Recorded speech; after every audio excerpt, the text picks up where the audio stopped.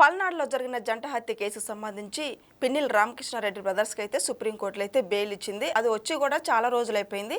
మరి ఇప్పుడు సుప్రీంకోర్టు కూడా మళ్ళీ తెర మీదకి తీసుకొచ్చింది, ఎందుకు బెయిల్ ఇచ్చేం రానని. అయితే దీని మీద పూర్తిగా విశ్లేషించడానికి మనతో స్టూడియోలో ఉన్నారు పొలిటికల్ అనలిస్ట్ శ్రీలీల గారు ఉన్నారు. వారిని అడిగే విషయాలను తెలుసుకునే ప్రయత్నం చేద్దాం. నమస్కారం మేడం. నమస్తే అమ్మా. మరి జరిగి కూడా చాలా రోజులైపోయింది, కానీ ఈ మధ్య ఇప్పుడు తెర మీదకి వచ్చింది ఏంటంటే జంట హత్యల కేసుకు సంబంధించి పిన్నిల్ రామకృష్ణారెడ్డికి సుప్రీంకోర్టులో బెయిల్ వచ్చింది. దీన్ని ఎలా చూడాలి? వాళ్ళ ఇంటి పేరు పిన్నెల్లి అనేది పులులని, కానీ చేసింది ఏంటి పనులు అంటే గోడ మీద పిల్లి మాదిరి పనులు. నిజంగా ఏం చేశారు వీళ్ళు? ఎక్కడ ఎలా అంటే అక్కడ అధికారంలోకి కూటమి ప్రభుత్వం రాగానే టీడీపీ గెలిచి బ్రహ్మ నాయుడు గారు వచ్చారు అధికారంలోకి. మరి ఎమ్మెల్యేగా ఆయన గెలిచిన తర్వాత వీళ్ళు పల్నాడు వదిలిపెట్టేసి హైదరాబాద్ పారిపోయారు. అసలు ఈవీఎం ధ్వంసం కేసులు అయితే ఈ పిన్నెల్లి రామకృష్ణారెడ్డి తమ్ముడు ఎవరైతే పిన్నెల్లి వెంకటరామరెడ్డి ఉన్నాడో అతను ఆ రోజున బాత్రూంలో విండోలోంచి పారిపోయాడు అనేది మనం ఇప్పటి వరకు వింటూనే ఉన్నాం. ఎక్కడున్నాడో కూడా ఆచూకీ తెలియని పరిస్థితి. మరి ఇన్ని విధాలుగా వీళ్ళు గతంలో మీసాలు మెలేసి పల్నాడిని దశాబ్దాలుగా గజగజ వణికిరేటట్టు చేసి ప్రతి ఒక్కరిని భయభ్రాంతులు చేసి వీళ్ళ రౌడీజాన్ని చలాయించారు. అంటే వీళ్ళ అరాచకాలు తప్పించి మంచి చేసింది లేదని అక్కడ ప్రజలందరూ కూడా ఎన్నో సందర్భాల్లో చెప్పుకున్నది. కానీ ఈ రోజున జంట హత్యల కేసులో గతంలో సుప్రీంకోర్టు బెయిల్ ఇచ్చింది. ఆ రోజు మనం వీడియో కూడా చేసుకున్నాం. అసలు బెయిల్ ఇవ్వదు అని మనం మాట్లాడుకున్నాం, కానీ ఇచ్చింది. కానీ ఈ రోజున అదే సుప్రీంకోర్టు గౌరవ న్యాయమూర్తి అప్పుడప్పుడు మేము కూడా తప్పటడుగులు వేస్తాము, మరి జరిగిన పొరపాటుని సరిదిద్దుకుంటాము, దీని మీద మళ్ళీ ఇంకొక వారం రోజుల్లో మరి దానికి సంబంధించిన వివరాలు తీసుకునే ప్రయత్నంలో ఉన్నారు. జంట హత్యలు, 2 మనుషులను చంపేశారు. గతంలో ఈవీఎం ధ్వంసం చేశాడు. తోట చంద్రయ్య పట్ట పగలు అతని గొంతుని ఏ విధంగా కోసారో చూశారు. ఇన్ని దారుణాలకు తోడు గతంలో ఇంకా చాలా అరాచకాలు చేశారు బ్రదర్స్. అంటే ఈ జంట హత్యల కేసులో జంటగా అన్నదమ్ములు ఇద్దరు జైలుకి వెళ్ళబోతున్నారా? ఖచ్చితంగా వెళ్ళాలి అనేది ప్రతి ఒక్కరూ కోరుకుంటున్నారు.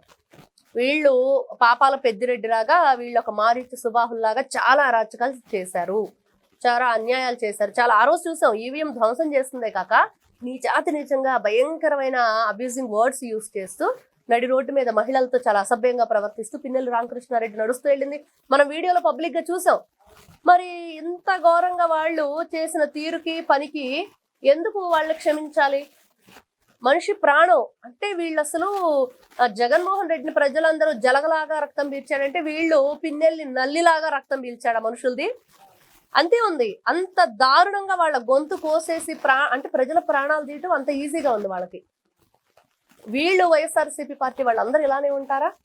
అంటే ఆ మధ్య పేరు నాని చెప్పినట్లుగా నైట్ వేసేయండి, పొద్దున్నే పరామర్శించండి, రపరప నరికేయండి అని చెప్పేసి మాట్లాడాడు. వీళ్ళందరూ కూడా ఏం మెసేజ్ ఇస్తున్నారు? ప్రాణాలు తీయటం అంటే అంత ఆషామాషినా?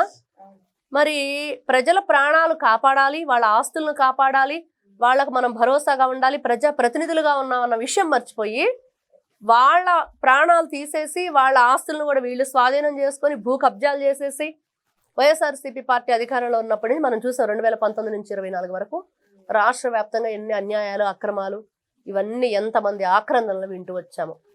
మరి ఈ రోజున ఖచ్చితంగా గౌరవ న్యాయస్థానం మేము ఇలాంటి పొరపాటు చేశాము, మేము కూడా ఇలాంటి పొరపాట్లు జరుగుతాయి కాబట్టి మమ్మల్ని అలర్ట్గా ఉంచాల్సిన బాధ్యత కూడా అందరి మీద ఉన్నదనే చిన్న మెసేజ్ తోటి బయటకు వచ్చింది. ఖచ్చితంగా ప్రతి ఒక్కరూ స్వాగతిస్తున్నాం. ప్రతి ఒక్కరం కూడా నిజంగా ఇలాంటివి ఎవరికైనా సరే చిన్న చిన్న తప్పుడడుగులు ఉంటాయి, సరిదిద్దుకుంటే చాలా గొప్పది.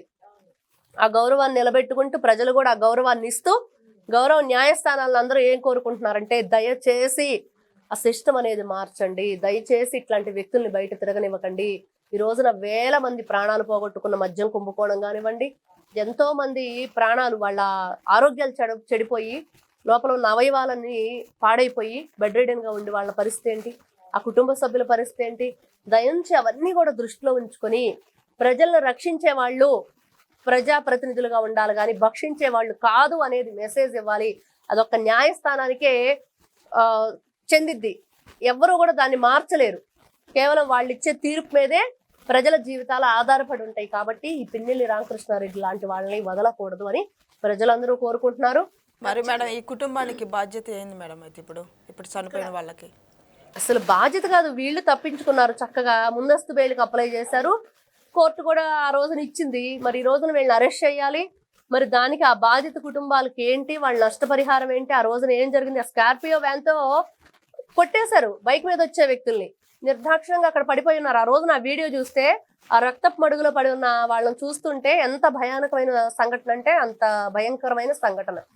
మరి అలాంటి సిచ్యువేషన్ క్రియేట్ చేసి ఈ రోజున ఏం ఎరగనట్లుగా వచ్చేసి బెయిల్ తీసేసుకుని తిరుగుతున్నారు. అంత ఆషామాషి అనే విషయం కాదు కదా. ఈ రోజున ఇట్లాంటి వ్యక్తులు సమాజంలో ఇంత కీడు చేసే వ్యక్తులను క్షమించాలా? మరి ఆ కుటుంబాలకి ఏంటి వీళ్ళు పరిహారం?